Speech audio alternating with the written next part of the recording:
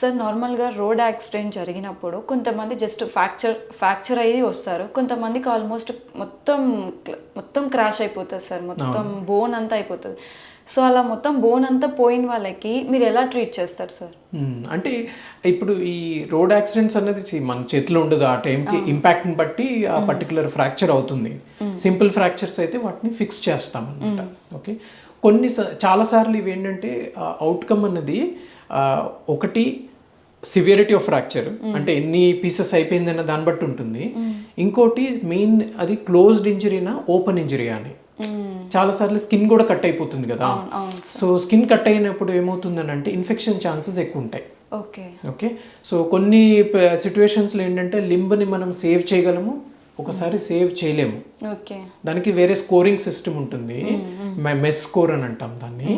So ఒకవేళ దానికి ఫ్రాక్చర్తో పాటుగా బ్లడ్ సప్లై కూడా డిస్టర్బ్ అయింది అనుకోండి, అంటే క్రష్ అయిపోవడం వలన, సో అలాంటప్పుడు ఆ లింబ్ సాల్వేజ్ అన్నది అంత వీలు పడదు. ఓకే, వీలైనంత వరకు లింబ్ని సేవ్ చేయడానికి ట్రై చేస్తాం ఫ్రాక్చర్ అయినా సరే.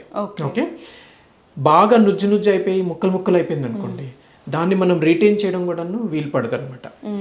టెంపరీ మెజర్గా అంటే బేసికలీ ఫస్ట్ దీనికి ఒక ప్రోటోకాల్ ప్రకారంగా మనం ట్రీట్ చేయాలి. యాక్సిడెంట్ అయినప్పుడు ఎప్పుడైనా life is more important than a limb. వాళ్ళకి లైఫ్ థ్రెటనింగ్ ఇంజరీస్ ఉన్నాయనుకోండి, వాటిని మనం ఫస్ట్ అడ్రస్ చేస్తామన్నమాట. ఫర్ ఎగ్జాంపుల్ బ్రెయిన్ ఇంజరీ కానీ, చెస్ట్ ఇంజరీ, లేకపోతే లోపల పొట్టలో ఉన్న అవయవాలకి ఏమైనా డ్యామేజ్ అయ్యాయి అనుకోండి, వాటికి ఫస్ట్ ప్రయారిటీ ఇచ్చి, లింబ్కి ఏమిటంటే అదంతా పేషెంట్ రికవర్ అయిన తర్వాత ప్రాణానికి రిస్క్ లేదన్నప్పుడు limb salvage. Life salvage is more important than limb salvage. అది మేక్ సెన్స్, అంతే కదా. సో మనకి లైఫే లేనప్పుడు లింబ్ ఇంకేముంది కదా. సో లింబ్ సాల్వేజ్లోనే ఏంటంటే సింపుల్ ఫ్రాక్చర్స్ అనుకోండి, మనం పేషెంట్ ఎప్పుడు ఫిట్ అయితే అప్పుడు ఆ ఫ్రాక్చర్ని ఫిక్స్ చేస్తాం. ఫర్ ఎగ్జాంపుల్ బోన్ బాగా క్రష్ అయిపోయింది, చాలా డ్యామేజ్ అయింది అనుకోండి, అలాంటప్పుడు టెంపరీగా మనం ఏంటంటే ఆ లింబ్ని స్టెబిలైజ్ చేయడానికి ఎక్స్టర్నల్ ఫిక్సేటర్ అని ఉంటుంది. అంటే బయట నుంచి పిన్స్ లాగా వేసి స్టెబిలైజ్ చేస్తాం అనమాట. ఒకటి దానివల్ల పెయిన్ రిలీఫ్ ఉంటుంది, ప్లస్ టిష్యూస్ హీల్ అవడానికి కొంచెం హెల్ప్ చేస్తుంది అనమాట. ఇండివిజువల్ కేసుని బట్టి వీ హ్యావ్ టు డిసైడ్ అనమాట. సో ఎక్స్టర్నల్ ఫిక్సేటర్ ముందు వేసాక టిష్యూస్ అన్నీ కొంచెం హీల్ అయిన తర్వాత డెఫినెటివ్ ఫిక్సేషన్ అనమాట. అంత బ్యాడ్ ఫ్రాక్చర్ ఉన్నప్పుడు ఖచ్చితంగా మనము సర్జరీ చేసి ఫిక్స్ చేయాల్సిందే. స్టెబిలిటీ లేకపోతే బోన్ అతకదు. కొన్ని సందర్భాలు ఏమవుతుందంటే బోన్ లాస్ ఉంటుంది. బోన్ లాస్ ఉంటే దానికి వేరే రకమైన ట్రీట్మెంట్స్ ఉన్నాయి. అది కూడా ఎక్స్టర్నల్ ఫిక్సేటర్, ఎలిజరో ఫిక్సేటర్ అని అంటాము. సో ఈ ఫిక్సేటర్ వేయడం వలన ఏమవుతుంది అంటే ఒకటి స్టెబిలిటీ వస్తుంది. ఏమైనా బోన్ లాస్ ఉందనుకోండి, బోన్ ట్రాన్స్పోర్ట్ చేసుకోవచ్చు. ఫర్ ఎగ్జాంపుల్ లెగ్లో ఉన్న బోన్ ఫ్రాక్చర్ అయిపోయింది, మధ్యలో ఒక సెగ్మెంట్ ఆఫ్ బోన్ మిస్సింగ్ అనుకోండి, ఫ్రాక్చర్ వలన కానీ, లేకపోతే అది ఏమైనా బాగా డ్యామేజ్ అయిపోయింది అనుకోండి, ఆ సెగ్మెంట్ తీసేస్తాం మనం. తీసేసి ఆ బోన్ని పైన కిందన రింగ్ ద్వారా ఫిక్స్ చేసేసి దాన్ని మనం ట్రాన్స్పోర్ట్ చేసుకోవచ్చు. ఓకే, డిస్ట్రాక్షన్ ఆస్టియోసింథసిస్ అని అంటాం మెడికల్ టర్మ్స్లో. అంటే ఏంటంటే బోన్ని ఒక పద్ధతి ద్వారా స్లోగా దాన్ని ఎక్స్పాండ్ చేసినట్టుగా అనమాట. ఎక్కడైతే మనం ఆ బోన్ని ఎక్స్పాండ్ చేస్తున్నామో ఆ ఏరియాలో మన బాడీ న్యూ బోన్ ఫామ్ చేస్తుంది అనమాట, రీజనరేట్ అంటాము. సో దాని ద్వారా మనము ఆ లాస్ అయిన బోన్ని మళ్ళీ మనము కలపొచ్చు.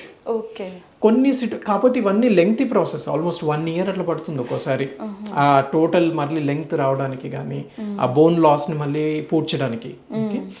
ఒక్కొక్కసారి బోన్ అతకపోవచ్చు, ఎందుకంటే ఇనీషియల్ ట్రామా వలన ఆ బోన్లో ఉన్న రక్త సరఫరా డిస్టర్బ్ అవుతుంది.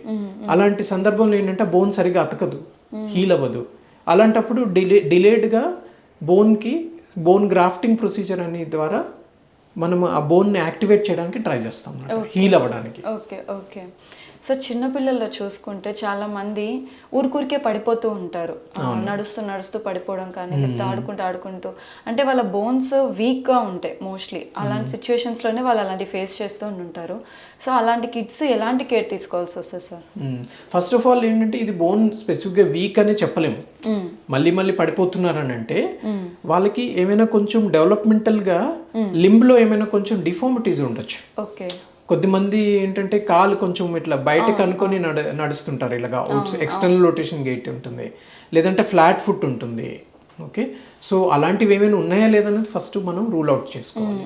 ఓకే, చాలాసార్లు 90% of the time flat foot ఉన్నా ఇవన్నీ ఉన్నా సరే పేషెంట్కి ఏమి ఫ్యూచర్లో ఏమి పెద్ద ప్రాబ్లమ్స్ ఉండవు, అన్లెస్ స్పెసిఫిక్ అండర్లైన్ ఏమైనా ఇష్యూ ఉంటే తప్పితే. ఓకే ఓకే, సో ఈ పడిపోవడం అన్నది ఫస్ట్ మనం చూసుకోవాల్సింది ఏంటంటే వాళ్ళకి ఏమైనా డిఫార్మిటీస్ ఉన్నాయా లేదా, ఎందుకు పడిపోతున్నారు అనేది ఇవాల్యుయేట్ చేయాలి.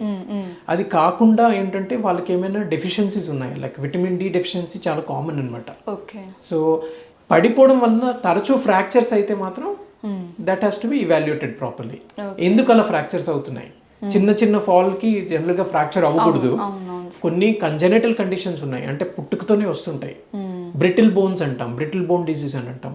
అలాంటి కండిషన్ ఉందా లేదా అనేది మనం రూల్ అవుట్ చేసుకోవాలి. సో అలాంటి ప్రాబ్లం ఏమైనా ఉంటే దాన్ని అప్రోప్రియేట్గా ట్రీట్ చేయొచ్చు. ఓకే, సో నార్మల్గా ఫ్రాక్చర్స్ అయినప్పుడు కొంతమంది కొంతమంది పేషెంట్స్కి రాడ్స్ వేయడం జరుగుతుంది సార్. అవునండి. సో రాడ్స్ వేసినప్పుడు ఎంత టైం లోపల రిమూవ్ చేసేయాలి, కొంతమంది ఇయర్స్ ఆఫ్ రాడ్స్ అలానే ఉంచుకుంటూ ఉంటారు. సో ఎంత టైం వరకు మనం రాడ్ని పెట్టుకోవాల్సి వస్తుంది సార్? ఫస్ట్ ఆఫ్ ఆల్ అడల్ట్స్లోనైతే ఒకసారి ఇంప్లాంట్ మనము ఇన్సర్ట్ చేసిన తర్వాత రొటీన్గా తీయాల్సిన అవసరం అయితే లేదు. ఓకే, అది పేషెంట్కి సైకలాజికల్ ఉంటుంది, లోపల ఏదైనా మెటల్ ఉంది అన్న భయం తప్పితే ఇన్ జనరల్ ఏంటంటే ఆ రాడ్ వలన తనకి ఏ రకమైన ప్రాబ్లం లేదనుకోండి. ఫర్ ఎగ్జాంపుల్ కొన్ని చోట్లలో ఏంటంటే ఆ స్క్రూస్ కానీ అవి కొంచెం ప్రామినెంట్గా ఉంటాయి.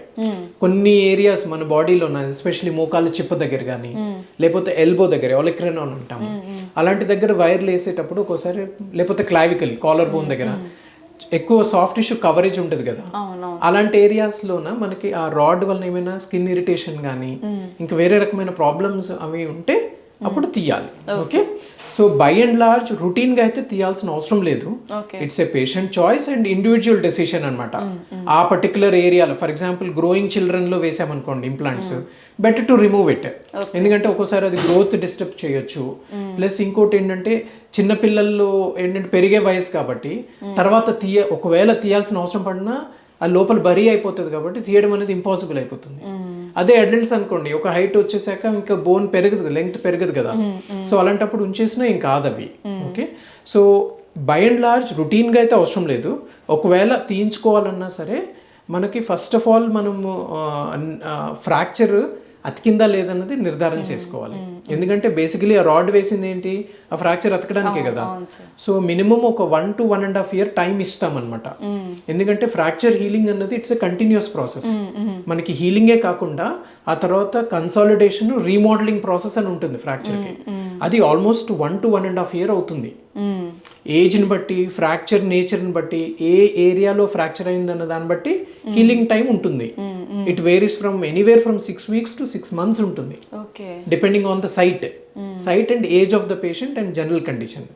సో అందుకే మనము మినిమం ఒక 1 to 1.5 year టైం ఇచ్చేసుకుంటే సేఫ్గా ఆ టైంలో తీసుకోవచ్చు ఒకవేళ ఇంప్లాంట్ తీయాలన్నా సరే. అలా అని చెప్పేసి మళ్ళీ ఎక్కువ ఇయర్స్ ఉంచేసినా సరే తీయడం అనేది కష్టం అయిపోతుంది. ఎందుకంటే మన బాడీ ఏంటంటే ఫారెన్ బాడీ ఉందనుకోండి, దాన్ని సీల్ చేయడానికి ట్రై చేస్తుంది. సో ఆ ఇంప్లాంట్ మీద బోన్ పెరిగిపోతుంది అనమాట. మరి మీరు 3 years, 5 years, 10 years ఉంచేసారు అనుకోండి, తీయడం చాలా కష్టం అయిపోతుంది. ఇంప్లాంటేషన్ ఈజీనే, తీయడం అంత ఈజీ జాబ్ కాదు ఇది. ఇంప్లాంట్స్ ఒక్కోసారి ఇప్పుడు కొత్త రకాల ఇంప్లాంట్స్ వచ్చాయి అనమాట, అందులో లాకింగ్ స్క్రూస్ అని ఉంటాయి. అవి ఒక్కోసారి చాలా కష్టం కూడా తీయాలన్నా, ఒకసారి ఫెయిల్ అవుతాం, we have to give up. అన్నిసార్లు ఇంప్లాంట్స్ ఎంత ఈజీగా రావు.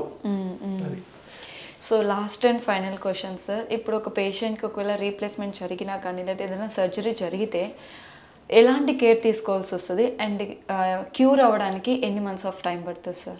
అంటే జనరల్గా మనం చూస్తుంది నీ రీప్లేస్మెంట్, హిప్ రీప్లేస్మెంట్. వేరే కొన్ని షోల్డర్ అండ్ ఎల్బో కూడా రీప్లేస్ చేస్తాం. అన్ని జాయింట్స్కి ఇప్పుడు రీప్లేస్మెంట్స్ ఉన్నాయి.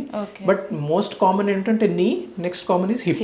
ఓకే, సో ఈ రీప్లేస్మెంట్ చేశాక పేషెంట్కి by and large almost every case, unless ఏదైనా కాంప్లెక్స్ కేసెస్ అయితే తప్పితే రొటీన్ రీప్లేస్మెంట్ తర్వాత general recovery period is about 6 to 8 weeks అనుకోవచ్చు. ఓకే, సో నడవడానికి వెంటనే వీలు పడుతుంది. విదిన్ 4 to 6 hours యాక్చువల్గా వాళ్ళు నిలబడచ్చు వాళ్ళ కాళ్ళ మీద. అండ్ బై నెక్స్ట్ డే నడవచ్చు, ఫ్యూ స్టెప్స్ కూడా తీసుకోవచ్చు. అండ్ ఇండివిజువల్ కేసుని బట్టి రీహాబిలిటేషన్ అనమాట, నీ ఫోల్డింగ్ కానీ ప్లస్ ఎక్సర్సైజెస్ కానీ స్లోగా స్టార్ట్ చేస్తాం అన్నమాట. సో సర్జరీ ఎంత ఇంపార్టెంటో తర్వాత రీహాబిలిటేషన్ కూడా అంతే ఇంపార్టెంట్. అది పర్సన్కి కొంచెం డిఫరెంట్గా ఉంటుంది, వాళ్ళ మోటివేషన్ బట్టి ఉంటుంది, పెయిన్ని బట్టి ఉంటుంది, పెయిన్ టాలరెన్స్ని బట్టి ఉంటుంది. But usually 6 to 8 weeks period అప్పుడు వాళ్ళు most of the normal activities resume చేసుకోవచ్చు. Okay, thank you so much sir, thank you so much. Thank you.